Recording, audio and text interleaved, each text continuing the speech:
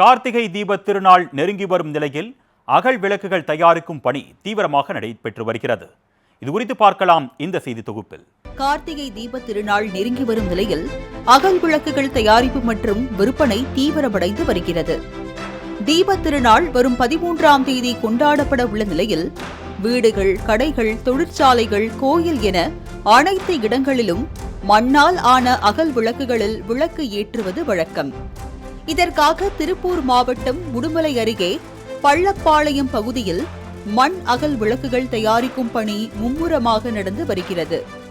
புக்குளம், பூளவாடி, பள்ளப்பாளையம் என உடுமலை சுற்றுவட்டார பகுதிகளில் ஏராளமான மண்பாண்ட தொழிலாளர்கள் பாரம்பரியமாக மண்பாண்ட தொழில்களை செய்து வருகின்றனர். தற்போது தீப திருவிழாவிற்காக ஒரு முக விளக்கு, இருமுக விளக்கு, 5 முக விளக்கு, 10 முக விளக்கு என பல்வேறு விளக்குகளை தயார் செய்து வருகின்றனர். அத்துடன் கொடிக்கம்பத்திற்கு வைக்கக்கூடிய பெரிய வகை விளக்குகளும் தயார் செய்யப்பட்டு வருகின்றன. பொதுவாக மண்பாண்டங்கள் தயாரிப்பதற்காக தனியாக மண் உள்ளது. செம்மண், களிமண், மணல் ஆகியவற்றை முறையான அளவுகளில் கலந்து நீரில் கரைத்து கற்கள், குப்பைகளை அகற்றி மண்ணை பிசைந்து பசை போல் ஆன பிறகு சுழலும் சக்கரத்தில் வைத்து கைகளால் வடிவமைத்து விளக்குகளை தயாரிக்கின்றனர்.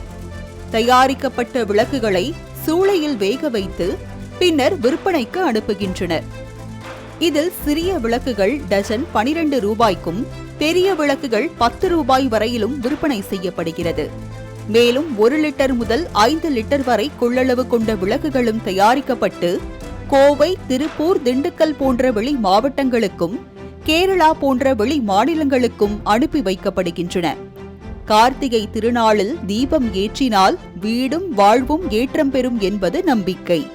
அதுபோன்று இந்த அகல் விளக்குகளை தயாரிக்கும் மண்பாண்ட தொழிலாளர்களின் வாழ்க்கையிலும் ஒளி ஏற்றப்பட வேண்டும் என்பதே அனைவரின் விருப்பமாக உள்ளது. மண் விளக்குகளையும் மண் பாண்டங்களையும் பயன்படுத்தி மண்பாண்ட தொழிலையும் தொழிலாளர்களையும் பாதுகாப்போம். மாலை முரசு செய்திகளுக்காக உடுமலை செய்தியாளர் மணிவேல்.